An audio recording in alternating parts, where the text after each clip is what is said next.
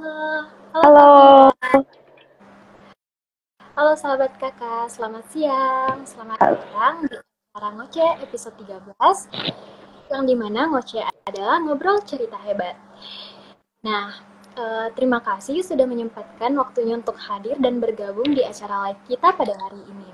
Nah, sebelumnya aku bakal jelasin dulu nih, apa itu program Ngoce. Ngoce atau Ngobrol Cerita Hebat adalah program yang diinisiasi oleh Yayasan Kokalbe untuk berdiskusi dan juga uh, bercerita bersama orang-orang yang telah menjadi penerima manfaat dari Yayasan Kokalbe dan juga orang-orang yang telah berkontribusi dalam bidang pemberdayaan perempuan dan pendidikan yang diharapkan dapat menginspirasi dan juga memberi manfaat kepada kita semua. Nah, perkenalkan, saya Nur Fadila, penerima beasiswa Bestari dari Yayasan Kokalbe yang akan menjadi host pada kita hari ini. Nah, pada hari ini merupakan episode ke-13 dari Ngobrol Cerita Hebat yang sangat spesial nih sahabat kakak. Karena kita akan menyambut Hari Kartini yang akan jatuh pada tanggal 21 April besok. Nah, adapun topik kita pada hari ini yaitu menembus batas Kartini muda, sosok Kartini di um, di dunia STM atau Sains, Teknologi, Teknik, dan Matematik. Nah, di sini kita juga sudah ada nih narasumber hebat kita, Kak Vira Fatmasieva, yang akan menceritakan nih kisah-kisah hebatnya di dunia STM. Halo Kak Vira. halo, kedengaran nggak nih?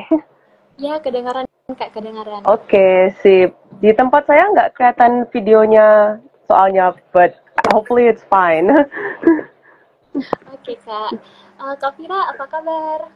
Baik, apa kabar kamu? Baik Kak.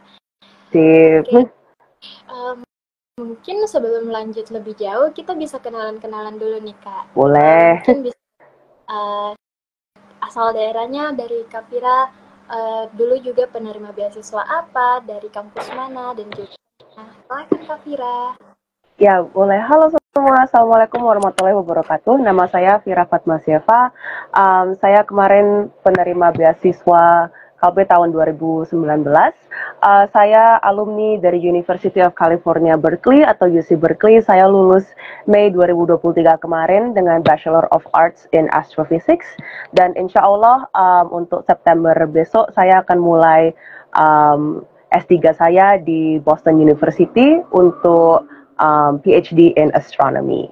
Wah, keren-keren banget nih Kak Vira. Di bidang astronomi yang dimana kita tahu juga di Indonesia bidang astronomi itu masih cukup langka ya Kak, karena setahu saya juga di Indonesia sendiri masih programnya itu baru dibuka di ITB. Aku tertarik nih Kak sama detail-detail dari pekerjaan dan juga studi kakak, boleh diceritain nggak Kak? Boleh, ya. So karena saya sudah kuliah kemarin di UC Berkeley 4 tahun jurusan astrophysics, and there's a lot to study about. Kalau untuk masalah kelas-kelasnya, kalau masalah universitasnya, it's a lot of math, banyak matematika dan banyak fisika. Dan habis itu ada beberapa kelas-kelas wajib yang lebih fokus untuk mengaplikasikan matematika dan topik-topik fisika untuk bidang astronominya. So we have classes yang lebih fokus tentang bintang-bintang, ada yang lebih fokus dengan planet, dan ada juga kelas yang lebih fokus untuk galaksi, cosmology, and all the like more big picture stuff.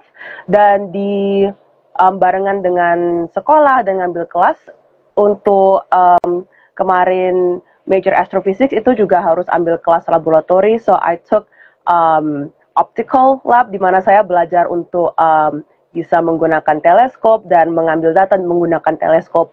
Dan di luar kelas itu saya juga alhamdulillah I've had some research experience. Jadi saya selama undergrad kemarin selama S1 sempat bergabung di 3 tim research separate dari during at different points of my career. Wah, keren-keren banget nih Kak Vira. Udah sampai sejauh itu, juga pengalamannya banyak banget.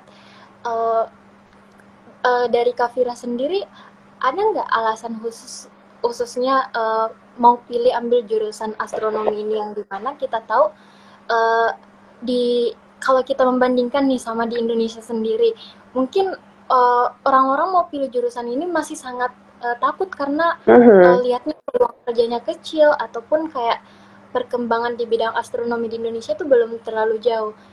Kalau dari Kak Fira sendiri gimana nih, Kak? Yeah, so for me, saya dari kecil tuh emang suka banget kayak ngelihat langit, ngelihat bintang-bintang. Memang kalau di kota ya, kayak kan saya besarnya tuh di Surabaya, di Medan, pas masih di Indonesia. Itu, it's kind of hard to see stars, karena kan kota besar gitu kan. Tapi kalau misalnya keluarga saya lagi mudik, pulang ke Jember di Jawa Timur, itu pasti because karena masih desa, so like you can see a lot of stars. And I think it's really fascinating. Menurut saya menarik banget untuk berpikir, oh di luar sana tuh masih banyak sekali yang masih bisa kita pelajari di luar kayak planet bumi kita ini kan. And I think that's my biggest motivation kind of untuk mempelajari astronomi. Dan walaupun mungkin di Indonesia astronomi itu masih jarang, apalagi untuk wanita untuk berjurusan di astronomi, it is a little bit scary. Cuman saya kayaknya ketertarikan saya dan rasa semangat saya untuk mempelajari astronomi lebih besar daripada rasa takut saya. So, jadi saya gaskan aja gitu, like, oh it's okay, let's just do it, and we'll figure it out along the way. Dan alhamdulillah, I got to where I am today. Wah, keren banget nih, Kak. Itu Kak, aku mau penasaran nih Kak, awalnya Kak Fira memutuskan nih ambil jurusan astronomi, pandangan orang-orang sekitarnya Kak Fira nih gimana nih? Apalagi orang tua dan juga keluarga mungkin. Yeah, I think karena tadi kan kita juga udah ngomong kalau di Indonesia astronomi itu masih jarang. I think at first banyak yang kayak, oh emangnya Fira pingin jadi apa? Pingin jadi astronot gitu. Kayaknya sih kebanyakan kalau di Indonesia pikirannya kalau karir di astronomi itu oh harus keluar angkasa, but that's not the case, right?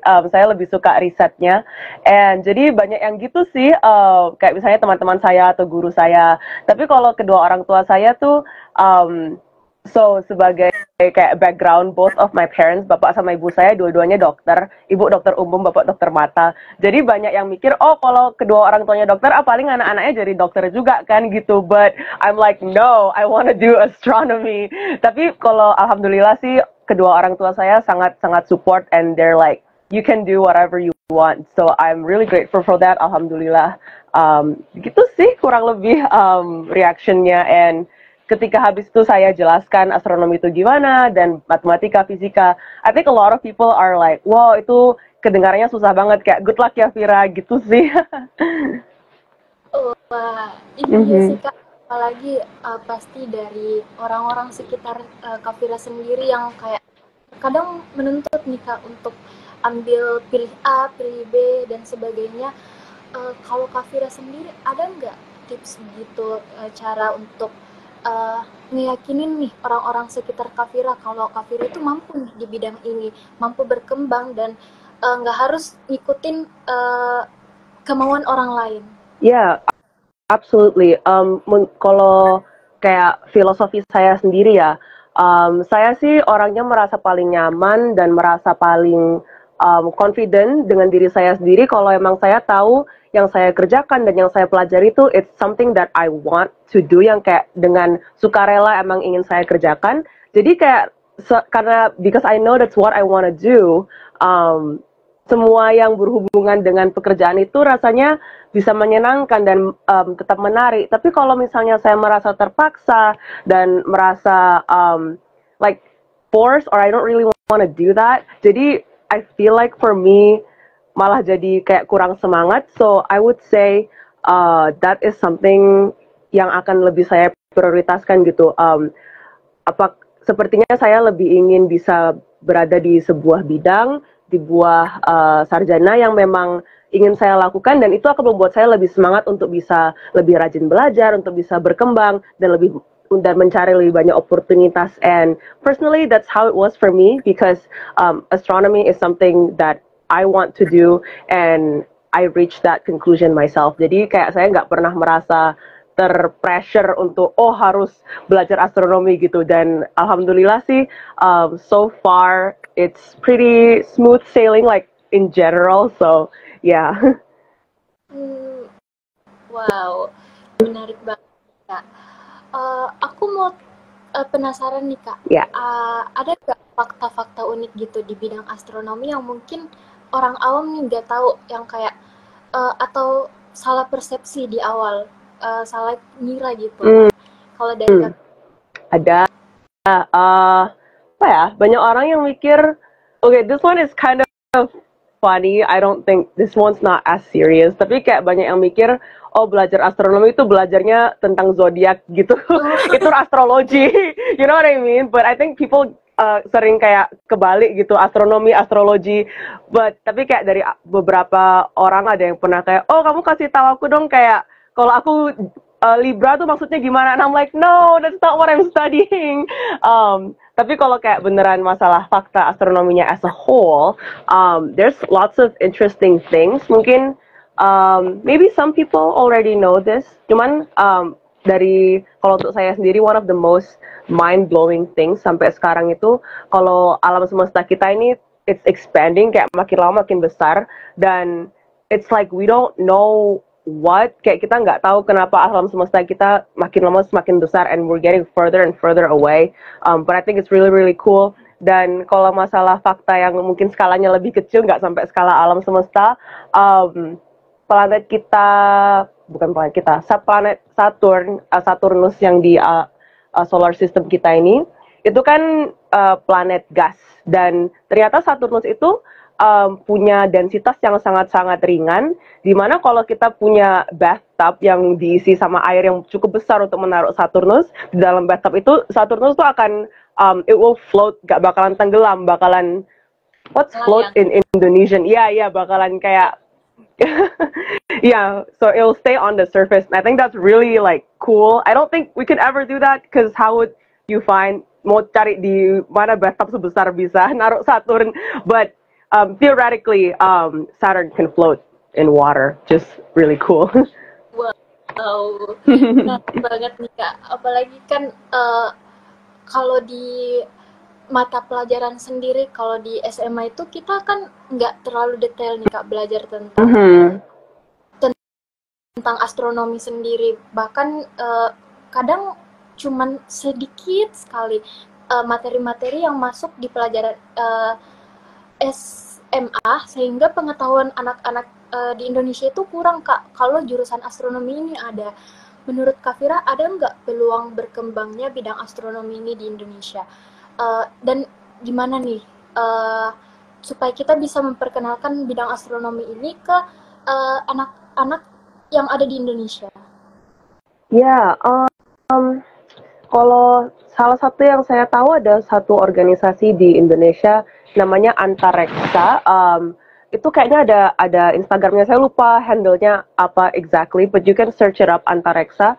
Dan Antareksa itu sebuah organisasi, I believe they're a non-profit, dan mereka sering membuat event dengan speaker atau kayak workshop yang berhubungan dengan astronomi, and they've invited me as a speaker, pernah ngundang saya sebagai speaker juga. Dan I think that's a really good organization untuk mulai kalau emang kalian tertarik dengan astronomi, karena bisa ketemu orang-orang lain yang juga tertarik dengan astronomi, so you know you can find a community that way. Oh ya, itu kayaknya ada yang naruh Instagramnya di komen, ya, sama Ibu N Kamaro yang ada di IG Live ini juga, Ibu Kak N Amaro yang membuat Antareksa. So that's one resource that you can check out. Terus satu lagi sih, mungkin nggak harus specifically di Indonesia, cuman like honestly in today's day and age, di zaman sekarang, everything is on the internet. Banyak sekali yang gampang sekali kita cari dari HP kita, dari laptop kita, and there's lots of content that you can bisa kita pelajari sendiri untuk memperluas pengetahuan kita dengan astronomi. So that's how I got started. Saya juga pas SMP, SMA gitu nggak terlalu detail pelajaran astronominya, cuman karena saya sangat-sangat tertarik, saya searching di YouTube gitu, kayak astronomy videos atau kayak astronomy fun facts, dan atau saya cari dokumentari gitu, and that's how I get hooked, and yeah, there's always a way. Wow. Mungkin kita sebagai anak muda di Indonesia emang harus lebih banyak searching aja nih Kak, biar lebih lihat lebih luas gitu hal-hal yang mungkin nggak kita dapatkan di sekolah sendiri. Nah, Kak Vira selama menjalankan pendidikannya di bidang astronomi, pengalaman yang paling berkesan nih buat Kak Vira selama prosesnya itu apa nih Kak? Yeah, there's actually agak banyak sih. Jadi selama saya kuliah di bidang astronomi, astrofisika, saya dapat kesempatan untuk mengerjakan beberapa research project. Dua research project terakhir yang saya kerjakan itu sangat, it was very memorable, sangat berimpak untuk saya dan karir saya as a whole. Jadi salah satu penelitian saya itu bersama Space Sciences Laboratory di UC Berkeley, di mana saya mempelajari tentang magnetic field-nya planet bumi dan Van Allen Radiation Belt, or more specifically itu kayak satu area di sekitar magnetic field-nya bumi yang banyak elektron dan banyak radiasi. Dan dari research itu alhamdulillah saya bisa mempublish research paper saya di Journal of Geophysical Research Space Physics sebagai author pertama, sebagai first author, and that's really cool karena bahkan di Amerika pun untuk seorang murid S1 untuk bisa publish paper sebagai first author itu masih cukup jarang, and it's like still a huge achievement. So I was really glad saya bisa mendapatkan kesempatan itu dengan supervisor saya di Space Sciences Laboratory. Terus research terakhir yang saya kerjakan itu dengan Lawrence Berkeley National Lab atau LBNL, di mana saya ini sampai sekarang pun saya masih kayak, oh I can't believe I did that. Saya dapat kesempatan untuk bisa bekerja sama dengan Dr. Saul Perlmutter yang merupakan penerima Nobel Prize Physics tahun 2011. Jadi saya membantu research beliau tentang the expansion of the universe yang tadi saya kerjakan itu. Jadi saya membantu kayak memproses data dan membuat kayak plot-plotnya, and that was also a really cool opportunity that I get to do. Wow, dari sekian banyak riset dan juga penelitian-penelitian yang telah Kak Vira lalui ini, ada nggak Kak masa-masa tersulit Kak Vira selama menjalani ini, dan gimana nih Kak caranya Kak Vira buat bangkit lagi dan juga buat berusaha lagi nyelesain apa yang Kak Vira udah mulai? Yeah, obviously, karena semua riset ini kalau aku ceritakan secara singkat, it sounds cool, cuman selama prosesnya itu masing-masing research yang dua saya kerjakan tadi itu saya kerjakan selama kurang lebih setahun for each, so it's like bukan project singkat, itu project lama. I worked on it for a really long time, dan tentunya dalam durasi waktu sepanjang itu pasti ada naik turunnya juga kan. Dan kalau saya stres gitu kadang, karena kan di bidang astronomi ini banyak coding, dan kadang kayak coding saya nggak bekerja, atau kayak kadang topiknya saya bingung. And I feel like I just remind myself that it's okay to not know. Kayak saya tidak nggak realistis juga gitu untuk merasa kayak, oh aku harus tahu semuanya. Like it's okay kalau kamu masih nggak tahu, dan jangan sungkan untuk bertanya dengan mentor kamu, supervisor kamu, because they're there to help. Mereka juga ingin kamu bisa sukses. So itu yang sering saya ingatkan untuk diri saya sendiri. Dan satu lagi sih juga, it's like, udah sejauh ini masa aku menyerah sekarang, you know what I mean? Jadi it's like that kalau aku udah sampai sini, kayaknya salah satu-satunya pilihanku adalah untuk tetap bergerak maju, untuk tetap bergerak ke depan. And I feel like that helps me untuk kayak, bangkit lagi, ayo semangat. Dan yeah, I think it's been working out okay so far. Wow, sangat menginspirasi banget nih Kak, karena kan jujur aku juga dari bidang STM di bidang statistik itu, kita kalau kadang satu kode saja yang salah itu langsung error semua nih Kak. Kita nggak bisa ngeran ininya, code-nya. Jadi kadang satu saja yang salah itu betul-betul harus teliti. Nah Kak, aku penasaran nih, pasti di bidang-bidang penelitian yang kakak lakuin ini, uh, untuk seorang perempuan masuk menjadi bagian dari penelitian itu pasti juga sangat minim ya kak, karena setahu saya juga di bidang astronomi ini untuk kaum perempuan itu masih sangat sedikit yang terjun ke dalamnya. Ada nggak tantangan-tantangan yang pernah dihadapi oleh Kak Vira selama menjadi seorang perempuan di dunia SDM ini? Ya, kalau untuk pengalaman saya sendiri, kalau di Berkeley pas saya S1 kemarin, it's a little bit interesting karena kita departemen fisika dan departemen astronomi itu beda, so jadi separate.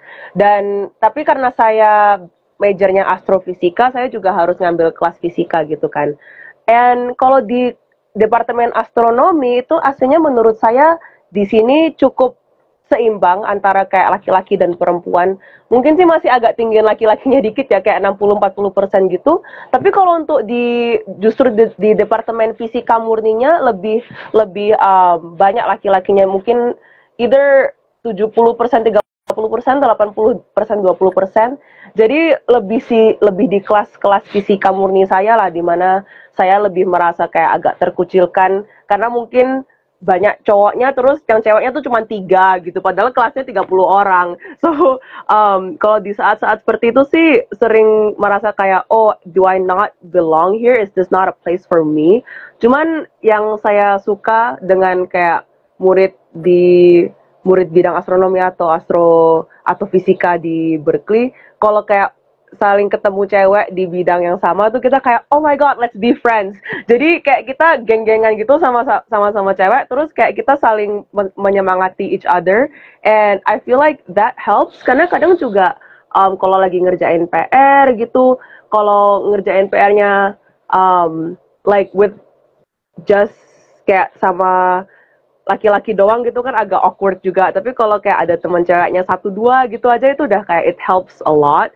Dan kalau untuk masalah diterima di research atau di universitas, I think kayak akhir-akhir ini it's been getting better, masalah kesetaraan gender di bidang astronomi dan bidang fisika, at least di Berkeley ya, atau di United States. Dan kemarin ketika saya visit program saya yang baru nanti yang mau saya masuki di Boston University, I think it's pretty equal, cukup setara dengan laki-laki dan perempuannya. But I think kalau untuk masalah profesornya ya, masalah orang fakultasnya yang ngajar, it's still lebih banyak pria daripada wanita. But justru yang wanitanya itu dia kayak salah satu head of department. So I think she's doing a great job. Yeah, I don't know. It's been interesting. Kayak kadang nggak gitu kerasa kalau ada kayak jomplang antara wanita dan pria, dan tapi kadang kerasa juga gitu. So it's kind of in between. It depends on where I am. Wow, benar Kak. Karena di Kak Vira langsung ngalamin juga nih posisinya Kak Vira sebagai perempuan di sana, dan juga ternyata walaupun ada ketidaksetaraan, tapi tetap berjalan lancar nih Kak selama pendidikannya. Ya. Nah di sini Kak, ada nih sahabat kakak yang nanya Kak, kalau dari Kak Vira di bidang astronomi sendiri banyak belajar matematika yang tentunya butuh kemampuan logik. Nah, dari Mutia ini penasaran bagaimana cara Kak Vira ngelatih logikanya selama jadi mahasiswa di bidang astronomi. Yeah, that's a great question. Kalau saya merasa kalau kayak I just do practice problems, kayak kan itu kalau misalnya ada PR, itu saya sering PR emang I have to do that. Cuman kadang kalau saya ada waktu luang, itu saya coba searching kayak old exams. Jadi misalnya saya ketemu tes ujian dari kayak 2 tahun yang lalu, 5 tahun yang lalu, dan itu saya coba aja saya kerjain, karena biasanya kalau old past exam tuh ada apa namanya, ada kunci jawabannya kan bisa ketemu juga di internet. Dan itu saya kayak cek-cek sendiri, oh ini logika saya mikir kayak gini bener nggak ya? Habis itu dicek, oh kalau ternyata salah, yang bener approach-nya tuh gimana gitu. Dan another thing, salah satu lagi juga yang yang sangat membantu saya selama kemarin S1 di UC Berkeley, kita emang di sini ada kelas yang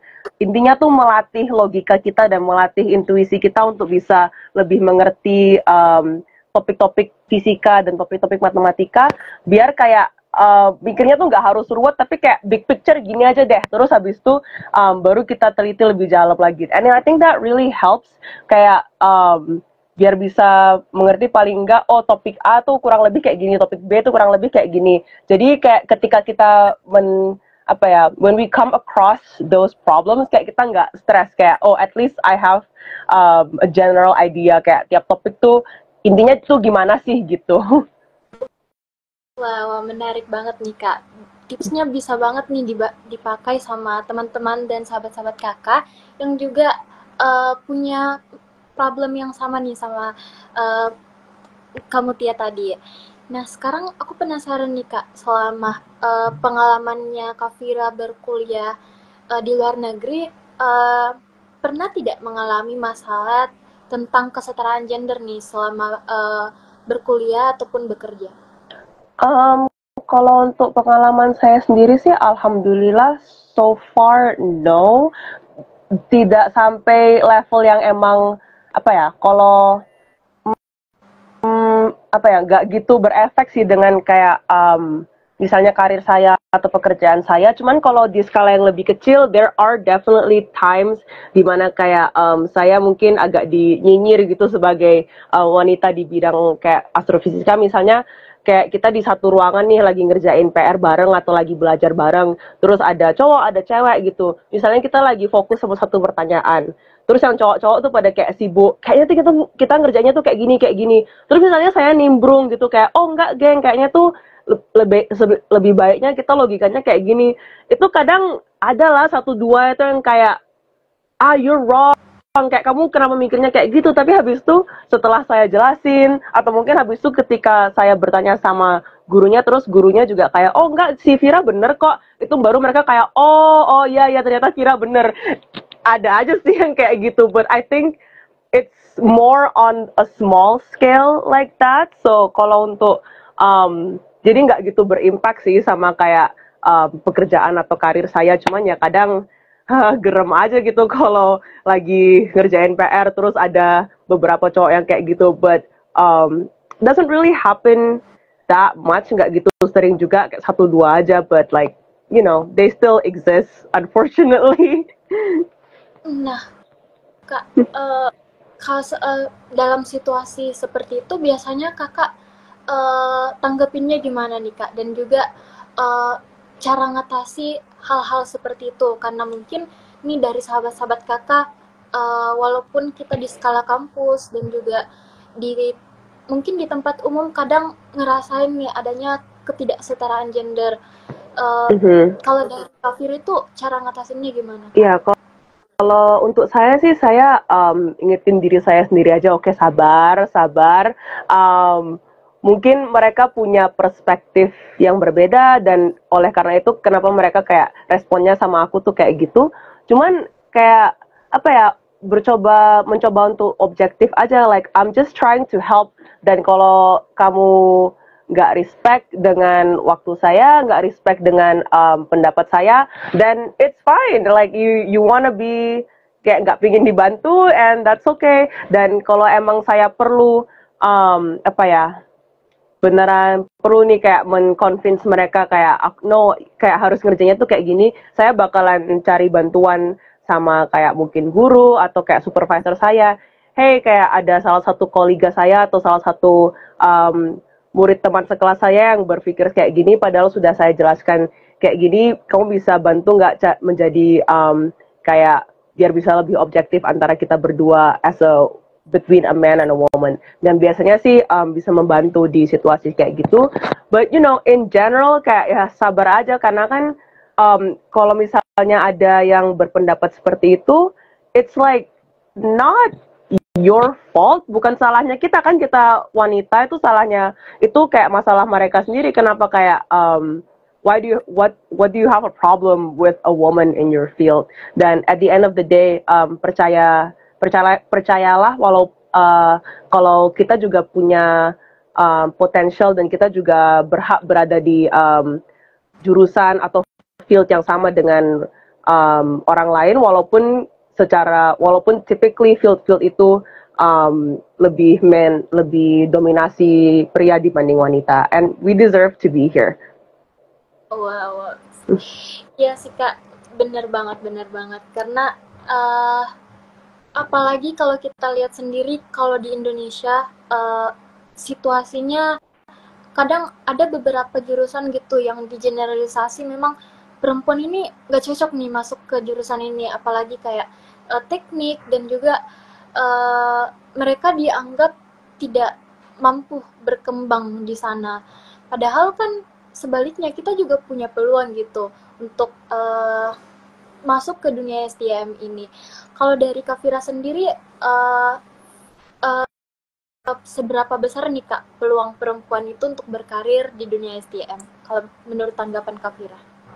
100%. Kayak kenapa cuman gara-gara kita wanita kayak kita itu menurunkan peluang kita untuk bisa berkarir dan bisa sukses di bidang STEM. I think everyone, if that's something that you want to do, you should have the chance to pursue that thing. Dan ya semoga perception orang di seluruh dunia semakin luas ya untuk kayak menyadari kalau kayak hey, wanita tuh juga bisa sukses di bidang teknik, di bidang matematika, di bidang sains. Dan buktinya kayak there's been so many successful women, banyak sekali kayak wanita sukses di bidang-bidang tersebut ini kan. Dan kenapa cuman harus mereka aja? I think everyone can do it as well. Jadi kenapa saya suka event-event seperti ini tuh karena it's really sangat menginspirasi dan sangat kayak memanggil semua wanita tuh kayak hey, kita ayo sama-sama bareng menunjukkan kalau wanita tuh juga bisa berkarir dan bisa sukses di bidang-bidang STEM begitu. So that's why I like events like this. Wow, iya sih Kak, bener banget. Kita benar-benar harus bisa nunjukin juga nih diri kita mampu, dan juga buat orang-orang di sekitar kita percaya kalau memang kita mampu ngelakuin hal yang kita pilih ini. Nah, selama pendidikannya Kak Fira dan juga kerja, Kak Fira pernah nggak ngerasa burnout atau stres gitu selama belajar atau ujian mungkin? Itu Kak Fira ngatasinnya gimana nih Kak? Yes, of course.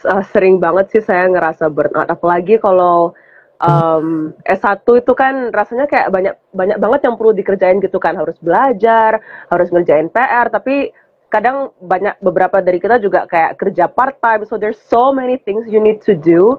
Kalau untuk saya sih, saya mencoba untuk mengschedule jadwal saya di mana walaupun banyak yang perlu saya kerjakan tuh saya tetap punya satu slot atau mungkin beberapa jam, like 1 jam 2 jam dalam sehari di mana saya beneran istirahat. I don't think about work, I don't do work. Kayak pokoknya istirahat doang, kayak nggak mikirin kerja, nggak mikirin pelajaran. And I think that really helps untuk kayak mendekompresi dan beneran kayak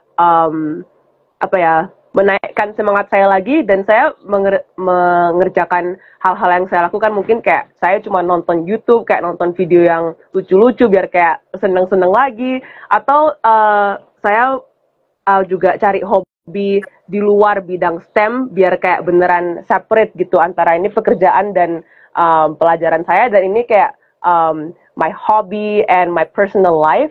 Dan ketika saya punya separation seperti itu, I think that really helps me kind of get my mind off like school or work ketika saya burn out. So jangan membuat kuliahanmu atau kayak pekerjaanmu tuh kayak your whole life. Don't make your work your life. Like you can have a life outside of school and work. Then that's how you can beat burnout. Karena kalau kayak sehari-hari kayak 24 jam kalau mikirnya kerja doang, like of course you're gonna get burnt out because karena itu melelahkan banget kalau kayak mikirin kerja-kerja atau pelajaran terus. So carilah sesuatu yang untuk kayak beneran kayak beda dari pekerjaan atau dari pelajaran kita gitu. Oh iya bener banget nih. Aku penasaran nih Kak, kalau Kak Fira sendiri ada nggak hobi lainnya yang dikerjain di luar mungkin kesibukan kuliahnya dan juga kesibukan-kesibukan lainnya di bidang pendidikan nih Kak? Apa tuh? Yes.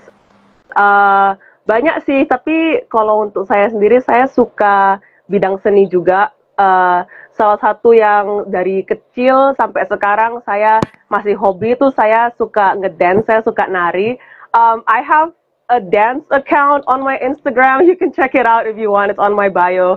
Dan saya juga untungnya di Berkeley pas saya S1 kemarin ada beberapa tim dance di kampus. Jadi kayak ekskul gitu, so I join those as well. Dan itu kayak membantu banget untuk kayak oke, aku nggak mikirin pelajaran, aku ngedance doang. And you know, dancing itu juga olahraga exercise juga kan, so it helps me stay fit as well. So itu sih salah satu hobi yang sampai sekarang tuh saya demen banget, saya ngedance. Orang itu ibu saya juga di live ini, like my mom knows I've been dancing sejak saya umur 4 tahun dan sekarang saya umur 23 tahun and I still like it and I think it's a really fun hobby. Dan di luar itu saya juga kadang suka menulis, saya suka jurnal atau dulu sih I used to have a YouTube channel di mana saya kayak beberapa kali nge-vlog atau buat kayak video-video tentang astrophysics, but I udah lama nggak posting sih. Maybe I need to get back on that. So, yeah. Oh wow, keren banget nih Kak. Untuk pertama mungkin ada nih Kak sahabat Kakak yang kayak bingung cari hobinya apa atau kayak nentuin hal yang mau dikerjain yang ujung-ujungnya mereka bakal scroll TikTok Kak atau mungkin cuman tiduran.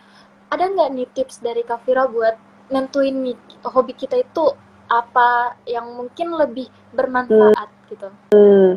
Yeah, that's a great question. Mungkin sih, mungkin ya kalau emang mulai dari like if you start from zero, you don't know. I think kayak mungkin nggak apa-apa kalau kita memulai dari YouTube atau dari TikTok, cuman fokusnya bukan untuk nonton YouTube, bukan untuk nonton TikTok, tapi untuk mencari apa yang kira-kira menarik. Jadi mungkin kalau kita bisa cari di YouTube kayak creative hobbies, ideas gitu, kayak cari ide hobi-hobi kreatif. Itu kan pasti muncul tuh video mungkin arts and craft atau menggambar. And I think it's okay to just give it a try, karena kalau untuk hobi itu kan kayak menurut saya you don't have to be good at it. Untuk hobi itu beneran untuk senang-senangan aja. Jadi kalau misalnya kita mencoba, kayak aku mau nyoba gambar dan kayak ya aku biasa-biasa aja sih, like that's okay, like you're not it's okay if you're not good at it. It's just something, if it's fun to you, kalau itu menyenangkan untuk dirimu, then you can do that.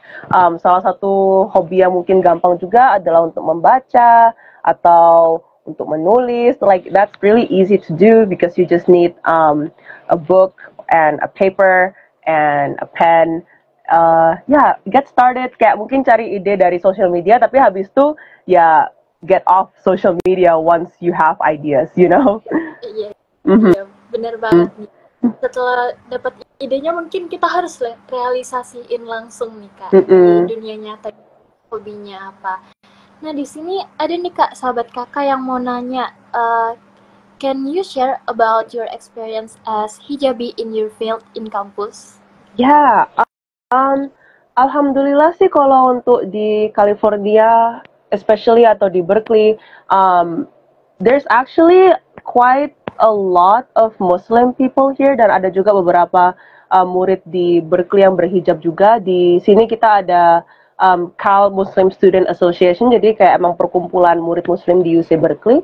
So alhamdulillah so far for me I have no problem. Saya gak pernah sih kayak dirasisin atau kayak didiskriminasi, cuman semata-mata saya berhijab. Cuman I do know kadang banyak yang punya prasangka kalau di Amerika tuh kayak bahaya kalau berhijab atau muslim. I think it depends on where you are, dan mungkin ini juga bisa jadi bekal ya untuk teman-teman kalau mungkin pingin kuliah di Amerika tuh kita harus agak pinter pingin di negara bagian yang mana, karena untuk beberapa negara bagian emang they're a little bit more extreme when it comes to their beliefs. Jadi kalau California sih alhamdulillah typically aman. East Coast seperti New York, Massachusetts, New Jersey itu juga typically aman. Cuman kalau untuk mungkin negara bagian yang lebih ke selatan kayak Georgia, Texas, those places are a little bit trickier or scarier. Jadi avoid those places. Cuman for me personally, I think it's great. Dan aslinya sih kalau untuk di departemen astrophysics di Berkeley kemarin ini, ketika 2 tahun pertama saya di sana tuh kayak cuman saya satu-satunya yang berhijab di seluruh departemen astronomi. Cuman baru habis itu ketika saya tahun ketiga itu ada murid tahun pertama yang berhijab juga, terus kita langsung kayak CS-an gitu, kayak let's go, hijab is in space, and I think that's great karena kayak kita saling memotivasi, saling menginspirasi. Dan saya juga walaupun pada awalnya cuma saya yang berhijab, I see that as I'm cool and I'm different, dan saya bisa merepresentasikan wanita-wanita berhijab di bidang space, di bidang astronomi, and I think that's cool. Like I think it's cool to be different. To yeah, I don't know. There's mungkin agak mengerikan untuk untuk kelihatan berbeda dari mungkin teman sekelas atau teman sedepartemen. But at the same time, there's power in that, and you can show maybe that itulah dimana kita bisa menunjukkan kayak, hey, orang-orang yang punya appearance seperti diriku juga bisa loh kayak di bidang yang sama dengan dirimu. You know what I mean? Does that make sense? Bener banget, Kak. Jadi buat sahabat kakak, hijab itu nggak jadi penghalang kalian loh buat terus berkembang, memilih pilihan kalian untuk berkarir di bidang manapun, dan juga kalian bebas mengekspresikan diri kalian dimanapun dan dalam kondisi apapun diri kalian. Nah, di sini ada juga nih Kak, sahabat kakak yang mau nanya. Dulu Kak Vira belajar bahasa Inggrisnya gimana nih Kak? Dulu pernah ikut kursus atau gimana? Ya, saya nggak pernah sih kayak kursus bahasa Inggris doang gitu. Saya emang dari kecil, I think dari SD ya, itu saya emang tertarik belajar bahasa Inggris sampai tuh saya di rumah ini, saya inget banget nih masih kecil di rumah saya pas masih SD itu saya tuh bikin Friday is English Day, itu saya tulis di kayak kita punya papan tulis kecil gitu di rumah, saya tulis Friday is English Day itu, dan itu saya annoying banget, saya sama orang tua saya, sama adik saya, bahkan kadang sama kayak mbak yang kayak bantu-bantu di rumah tuh kayak, no, today is English Day, padahal walaupun Inggris saya pas masih SD masih agak jelek, masih agak kaku-kaku, it helps me practice, it helps me talk, dan dari situ saya lama-kelamaan bisa lebih merasa pede untuk kayak ngomong bahasa Inggris, walaupun pada awalnya kayak cuma 1-2 kata here and there. Terus habis itu kayak saya ya belajar bahasa Inggris di just in school, di SD, di SMP, di SMA tuh saya masih ada kelas bahasa Inggris, and fortunately after that saya bisa ngambil beberapa kelas yang kayak bilingual gitu, kayak in English and Indonesian. Alhamdulillah pas saya SMP SMA ada beberapa kelas yang di-offer seperti itu. Dan habis itu saya lama-kelamaan lebih suka nonton kayak kartun atau nonton film tuh yang bahasa Inggris. Kayak gak apa masih ada subtitlenya, cuman paling nggak kita bisa terbiasa kayak hearing, listening in English. Dan habis itu kalau misalnya kita ada kata yang, oh kok dia ngomongnya kayak gitu ya, pronunciation-nya, itu saya coba sendiri kayak, oh okay, I can pronounce, kayak saya bisa mengatakan kata ini tuh gini pronunciation-nya. So you like get used to it, kayak kita bisa terbiasa dengan kayak aksen-aksen, kayak aksen Amerika, aksen UK, and it like all helps you understand English and speak in English more. Itu sih kalau untuk saya sendiri, kayak saya rasa habis at some point tuh saya beneran juga I only watch cartoons in English when I was younger. Kayak saya ada satu masa tuh dimana kayak saya tuh stubborn banget, kayak ini kayak ini Dora, cuman ini kok dia ngomongnya bahasa Indonesia, Dora kan bukan anak Indonesia. Tuh saya dulu ngomongnya tuh kayak gitu.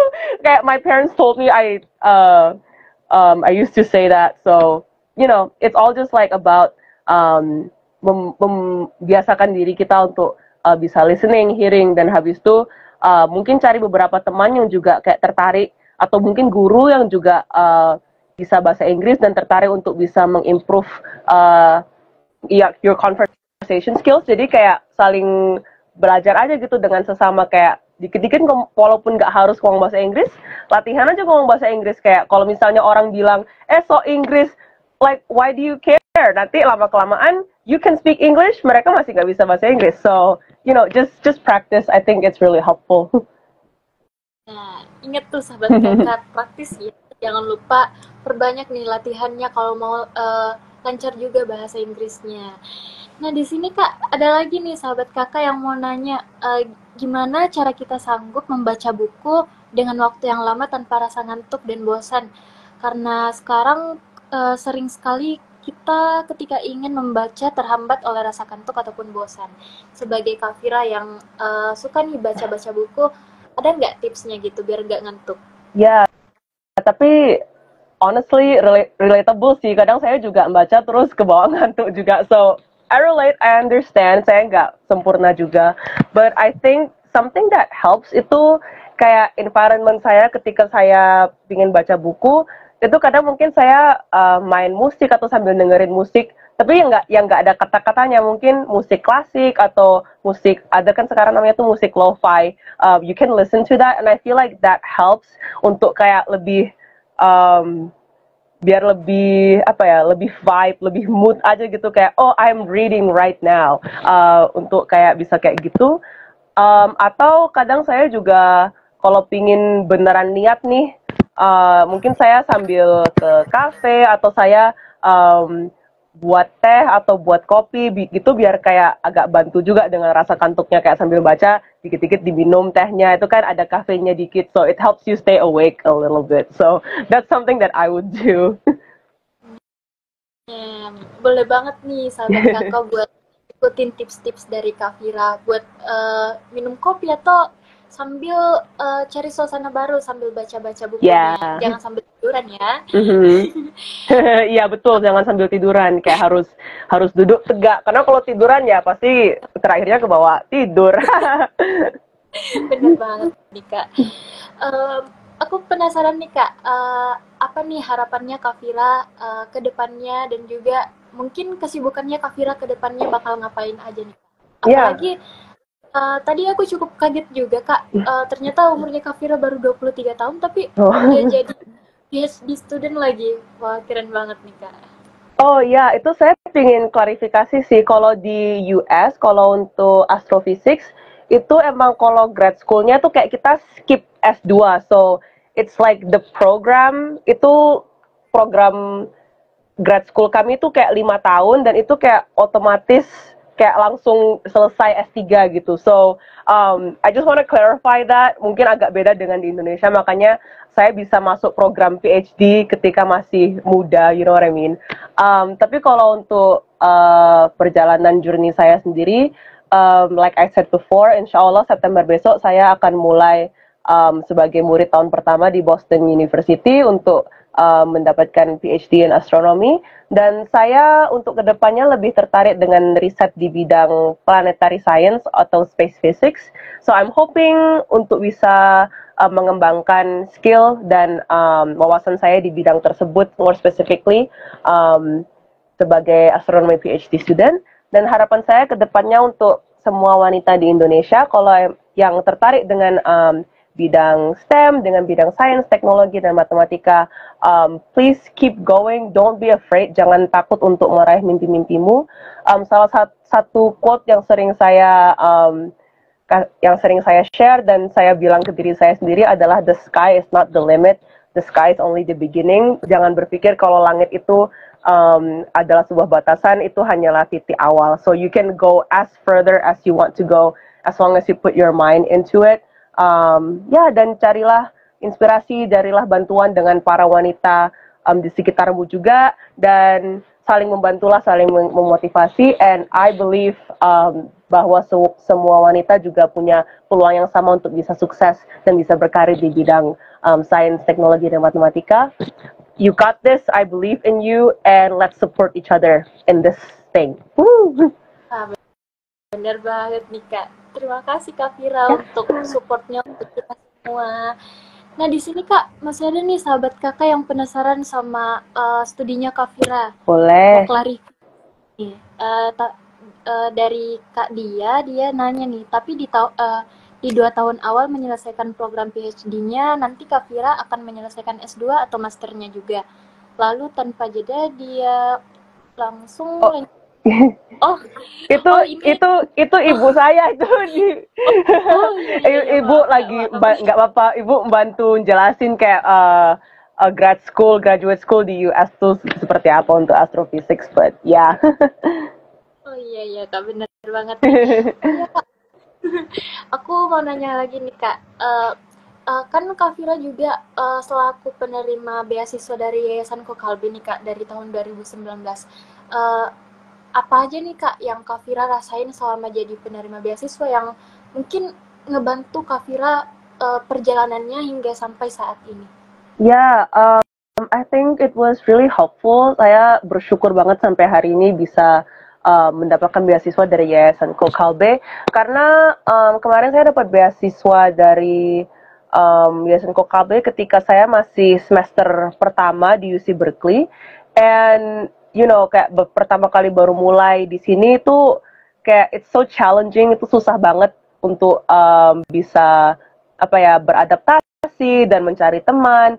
Tapi alhamdulillah karena at the very least saya dapat bantuan dana dari Yayasan Kokalbe, I can focus on lebih fokus untuk bisa belajar, untuk bisa membuat sebuah komunitas, mencari bantuan yang saya perlukan. And I don't have to think about my financial as much, and I think it was really rasanya lebih ringan gitu ketika dibantu dengan Yayasan Kokalbe, and so I was really grateful for that. Dan ya sih, kalau emang apalagi untuk S1 ya di Amerika itu agak lebih susah dapat beasiswa dari kampus, for example, karena mereka cuma punya program financial aid itu untuk US citizen, jadi emang untuk warga negara Amerika doang. Jadi sebagai murid internasional yang SMA-nya dari Indonesia itu emang kampus gak bisa membantu dapat dana financial, and that's why ketika saya bisa dapat dana bantuan dari Yayasan Kokalbe, I was really really thankful, karena itu beneran bantu banget. Cuma alhamdulillah untuk nanti S3 saya itu lebih banyak fundingnya untuk bisa membantu all their students, jadi nggak terlimit untuk warga negara Amerika saja. So honestly, saya rasa it makes sense for me to say kalau tanpa bantuan dari Yayasan Kokalbe, I won't be where I am today, because mereka beneran kayak salah satu stepping stone terbesar saya untuk bisa terus semangat belajar dan sampai di titik saya sekarang ini. So itu sih kayak kesan saya dengan beasiswa Yayasan Kokalbe. So thank you for that. Oke, Kak, terima kasih banyak. Mungkin terakhir nih Kak, siapa tahu masih ingin kasih kata-kata semangat nih buat sahabat-sahabat kakak yang ada di sini yang mungkin masih ragu-ragu untuk mengembangkan minatnya di bidang STM, dan juga masih takut nih keluar dari zona nyamannya untuk mencoba mengeksplor banyak hal baru yang mungkin jadi potensi dirinya mereka. I totally understand that, karena pasti kalau misalnya kita ingin mempelajari sesuatu yang kita belum mengerti atau kita belum terlalu tahu, itu kan pasti agak menakutkan ya. But the thing is, kalau kita nggak pernah mencoba, bagaimana kita beneran tahu kita bisa atau enggak? If you think about it, if you don't try, how would you know if it's gonna work out or not? So, I think saya saya mungkin bakalan merasa lebih tenang kalau emang sudah saya coba dan beneran nggak bisa daripada nggak pernah saya coba sama sekali. So I think that's something, coba di try thinking about that, ganti dikit perspektifnya. If you want to try something new atau ingin keluar dari zona nyaman kalian masing-masing, yeah, I'll say that. Terima kasih banyak nih Kak Vira untuk kata-kata penutupnya yang sangat-sangat menginspirasi kita semua. Nah, buat sahabat kakak, ingat nih potensi diri kita itu sebagai perempuan besar banget. Apalagi banyak nih orang-orang perempuan yang sudah sangat menginspirasi kita terdahulu, seperti Ibu Kartini dan juga perjuangan mereka dalam pemberdayaan perempuan. Apalagi untuk menyambut Hari Kartini besok, saya berharap juga teman-teman sahabat kakak bisa keluar nih dari zona nyamannya, sky is no limit, seperti kata Kak Vira, bahwa kita bisa menembus batas selama selama kita ingin melakukannya. Jadi sahabat kakak jangan pernah ragu untuk berkembang dimanapun kalian berada, dan juga jangan pernah patah semangat walaupun banyak tantangan yang ada di luar sana yang mungkin bakal menghambat kalian dan juga menghambat perjalanan kalian. Nah, nggak terasa nih Kak Vira, terima kasih banyak. Sudah hampir 60 menit nih kita diskusi santai, bahas terkait astronomi, dan juga mungkin menambah banyak pengetahuan kita terkait bidang astronomi yang masih lazim nih di Indonesia, Kak. Sebelumnya aku mau ngucapin juga terima kasih banyak Kak Vira sudah meluangkan waktunya di 60 menit ini untuk berdiskusi bersama kita, dan juga sudah berbagi nih pengalamannya selama menjadi penerima beasiswa YKK dan juga selama menjalankan pendidikannya saat ini. Oke, oh iya, untuk sahabat kakak jangan lupa ya untuk ikuti Instagram dari Yayasan Kokalbe dan juga cek-cek website dari Yayasan Kokalbe, karena Yayasan Kokalbe bakal buka lagi nih program-program beasiswa lainnya loh, yang mungkin sahabat kakak bisa juga menjadi seperti kayak Kak Vira nih, yang menjadi penerima beasiswa yang mungkin bisa sampai ke luar negeri dan juga menginspirasi kepada kita semua. Nah, sampai jumpa kembali Kak Vira dan juga sahabat kakak. Bye-bye. Makasih banyak udah mengundang saya. Thank you, bye-bye. See you, sahabat kakak.